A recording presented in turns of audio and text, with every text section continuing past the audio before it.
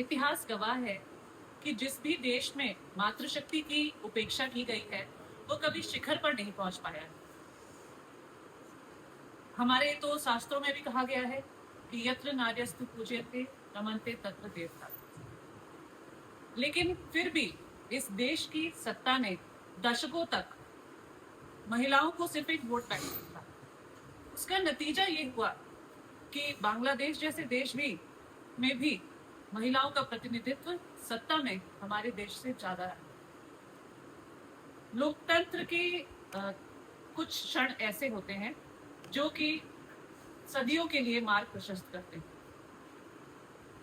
ऐसे ही नारी शक्ति बंधन अधिनियम सिर्फ एक विधायी प्रक्रिया के तहत पारित नहीं हुआ है। ये महिलाओं के सामर्थ्य को राष्ट्र की मुख्य धारा में जोड़ने का, स्थापित करने का एक शंखनाद है। आज हम इसी विषय पर चर्चा करने के लिए, इस ऐतिहासिक अधिनियम के विषय में चर्चा करने के लिए यहाँ पर आए हैं। एक ऐसा बिल जिसने महिलाओं को याचक नहीं बल्कि शासक के रूप में स्थापित करने का मार्ग प्रशस्त किया। आगे ये सिर्फ एक कागज का टुकड़ा नहीं है, ये 27 वर्षों की वनवास की समाप्ति है। पिछली सरकारों में इच्छा शक्ति की कमी थी, लेकिन वर्तमान सरकार ने संसद के नए भवन के प्रथम सत्र में इस बिल को पारित कर यह संदेश बिल्कुल स्पष्ट कर दिया कि विकसित भारत की नींव नारी शक्ति के बिना अधूरी है।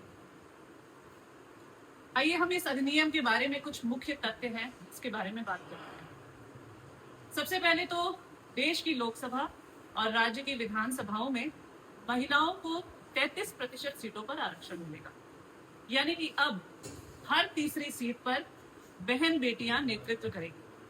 ये पार्लियामेंट्री डेमोक्रेसी का अब तक का सबसे बड़ा रिफॉर्म है। इसके अलावा 82 सीटों का जो प्रतिनिधित्व है लोकसभा में वो बढ़कर 181 हो जाएगा। ये संविधान का 128वां संविधान संशोधन विधेयक है। इसके अलावा अनुसूचित जाति और अनुसूचित जनजातियों की जो महिलाएं हैं उनको अपनी आरक्षण सीमा के भीतर ही 33% का अतिरिक्त आरक्षण मिलेगा। इससे हर वर्ग जाति की महिला को समान रूप से सशक्त करने में सफल होगी सरकार। वर्तमान में 15 वर्षों के लिए इसे लागू किया जा रहा है। आगे संसद इसे बढ़ा भी सकती है। इस अधिनियम के आने से महिलाओं की सिर्फ संख्या नहीं बढ़ेगी बल्कि पॉलिसी मेकिंग यानी कि नीति निर्धारण में उनकी भूमिका सुनिश्चित की जाएगी।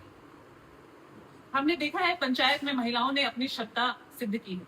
अब देश की सबसे बड़ी पंचायत यानी कि संसद में भी महिलाएं अपनी क्षमता को सिद्ध करेंगी।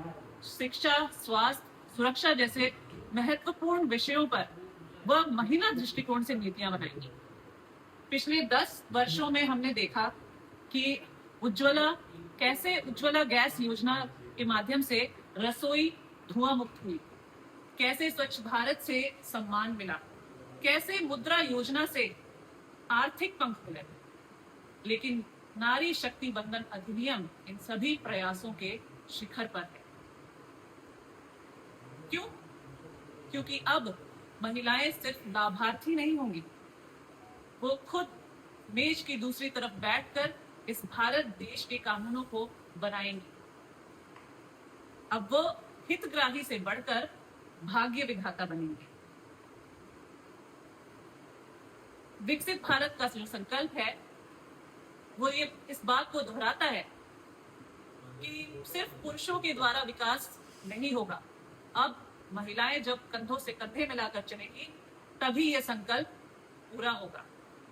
विमेन डेवलपमेंट यानी कि महिला विकास से आगे बढ़कर अब हम विमेन लेड डेवलपमेंट यानी कि महिला नेतृत्व में विकास की ओर बढ़ रहे हैं। इससे राजनीति की गुणवत्ता और संवेदना सब बढ़ेंगे। तो मैं ये कहना चाहूंगी कि ये वंदन है उस सामर्थ्य का जो राष्ट्र को गढ़ता है। ये अभिनंदन है उस शक्ति का जिससे भारत बढ़ता है। अंत में मैं एक पंक्ति, राष्ट्रकवि दिनकर जी की एक पंक्ति जो एक समय में काफी प्रसिद्ध हुई थी, उसे दोहराना चाहती हूँ, लेकिन अपने तरीके से। सारी महिलाएं अब जोश में एक साथ कह रही हैं कि सिंहासन खाली करो, आधी आबादी आती है। बहुत बहुत धन्यवाद।